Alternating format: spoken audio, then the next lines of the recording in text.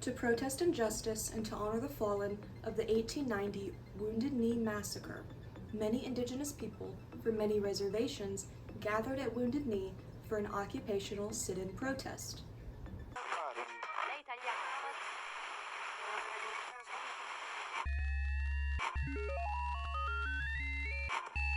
This protest lasted for 71 days, and Dick Wilson's goon squad blockaded the roads several weeks in. Less than a week after these blockades were set up, Wilson declared open season on AIM, or the American Indian Movement. AIM will die at Wounded Knee, he said. Though the FBI claimed that COINTELPRO ended in 1971, it was very much alive and well in the state of South Dakota throughout the mid and late 70s. The BIA, the Bureau for Indian Affairs, the FBI, the United States government, the entire state of South Dakota, and Dick Wilson, the president of the Oglala Lakota Pine Ridge Reservation, created what is known as the Goon Squad, or the Guardians of the Oglala Nation. He used these goons to terrorize and kill anyone on the reservation that he wished. Many members of the BIA, an agency supposedly created in support of Indigenous affairs, were also members of the Goon Squad, causing mass corruption and the covering up of many murders.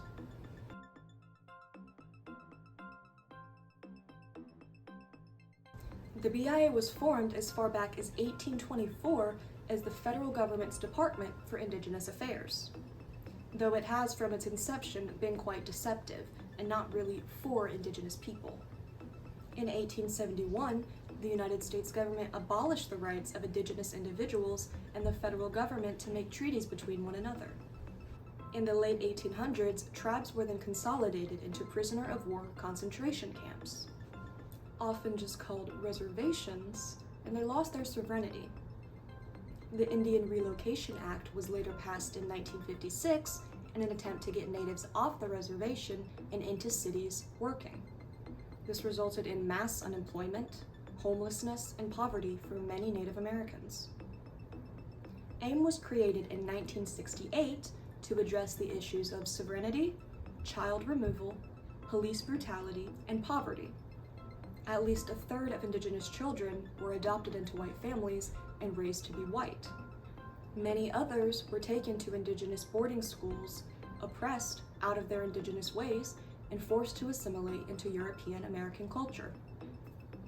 Law enforcement would brutalize, harass, and unjustly arrest Indigenous people, and still do to this day.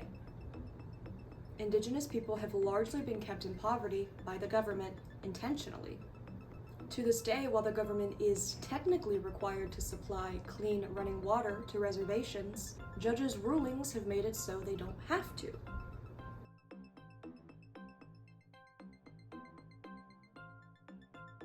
In 1972, AIM led a caravan to Washington, D.C., in an attempt to urge Nixon to keep the promises he had made to Indigenous people. The BIA building was occupied and declared an Indigenous embassy until Nixon's re-election later that year. They didn't get exactly what they wanted, but before leaving, AIM loaded BIA documents into a truck. They hid these documents in Lumbee Territory in North Carolina. The Lumbee tribe isn't federally recognized, so agents didn't even think to look there. Occupying a building in D.C. was an effective way to get attention and to make negotiations with the government. So later, AIM and another organization, United Native Americans, occupied Mount Rushmore. Mount Rushmore is a historically and spiritually significant place to local Indigenous tribes.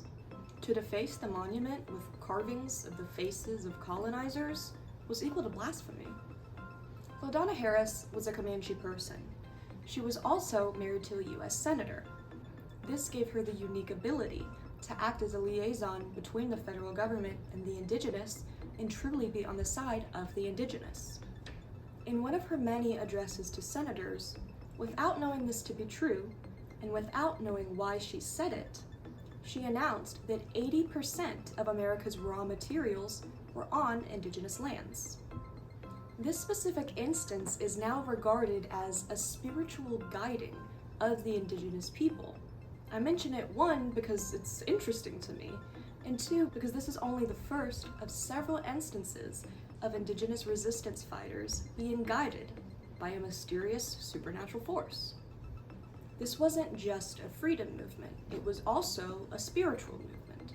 There are many debates in Indigenous circles at this time as to whether or not it is right for one to carry a gun and a ceremonial pipe. Until Wounded Knee, a majority of Indigenous protesters were unarmed. They aimed to be as pacifist and nonviolent as absolutely possible.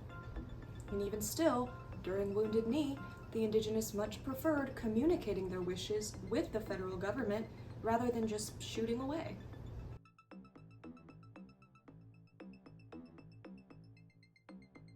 The FBI, however, over the 71-day siege, fired thousands and thousands and thousands of rounds into Wounded Knee.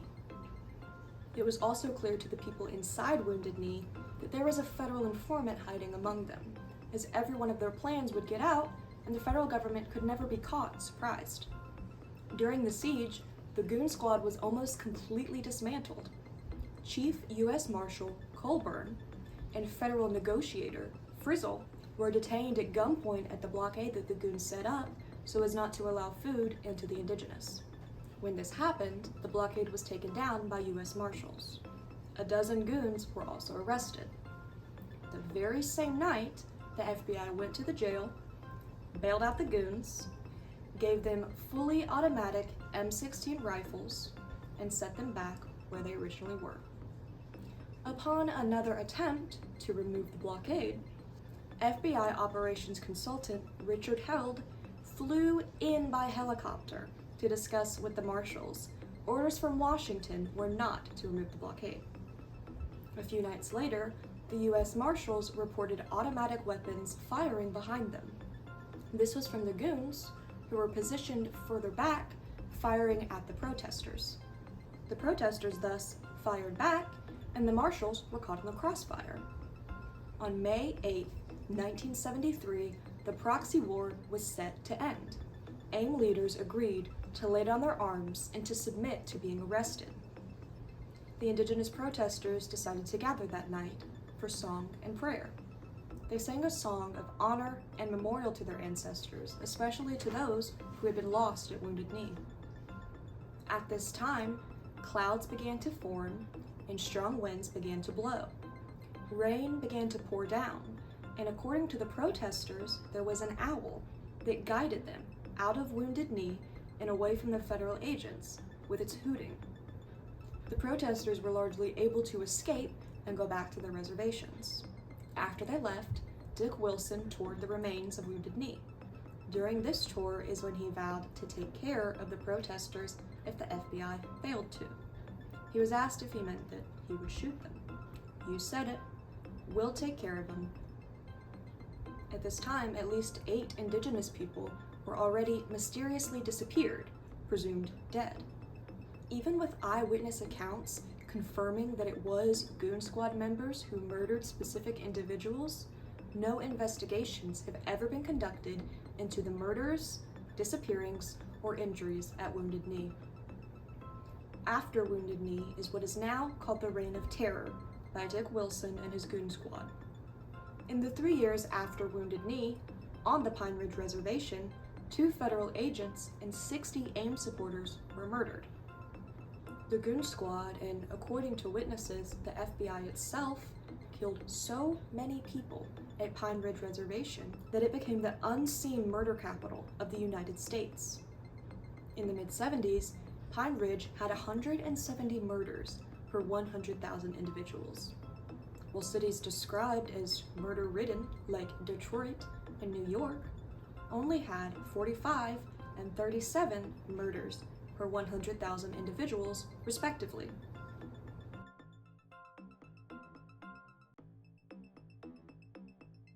Unfortunately, this isn't a problem that's unique to only the Pine Ridge Reservation. It's not even unique to the United States. All across the Americas, Indigenous people, especially women, have been raped, disappeared, and murdered, with no investigations from law enforcement. Indigenous people have been begging for justice for decades, but it's largely fallen on deaf ears. During this rise of violence on Indigenous people, the federal government also increased prosecution against AIM. Many of these cases were bogus and later had to be thrown out. These trials lasted 9 months and cost $5 million. During the trial, the FBI so egregiously engaged in witness tampering, document forgery, and an overall obstruction of justice that the judge felt that no resolution could be made except to throw it out. The Wounded Knee Legal Defensive Offensive Committee then decided that they would sue the federal government.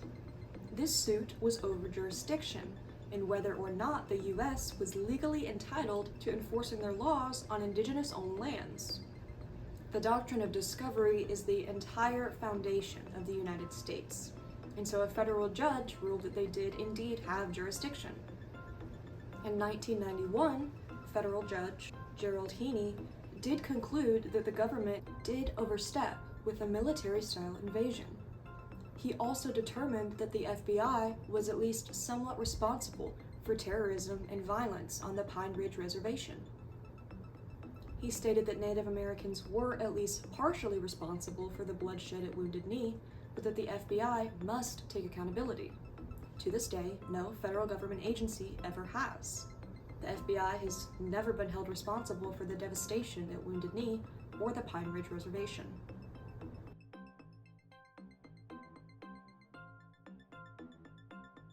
Even after the sit-in at Wounded Knee, the FBI continued COINTELPRO on AIM members, killing and disappearing people throughout its entire existence. After Wounded Knee, in 1973, the Senate Subcommittee on Indian Affairs held hearings. In 1974, the International Treaty Council held hearings. In 1975, the Indian Self-Determination Act was signed. In 1978, both the Indian Freedom of Religion and the Indian Child Welfare Acts were passed. In 1990, the Native American Languages and Native American Grave Protection and Repatriation Acts became law. Today, AIM is still fighting the good fight, supporting Indigenous causes all around the world.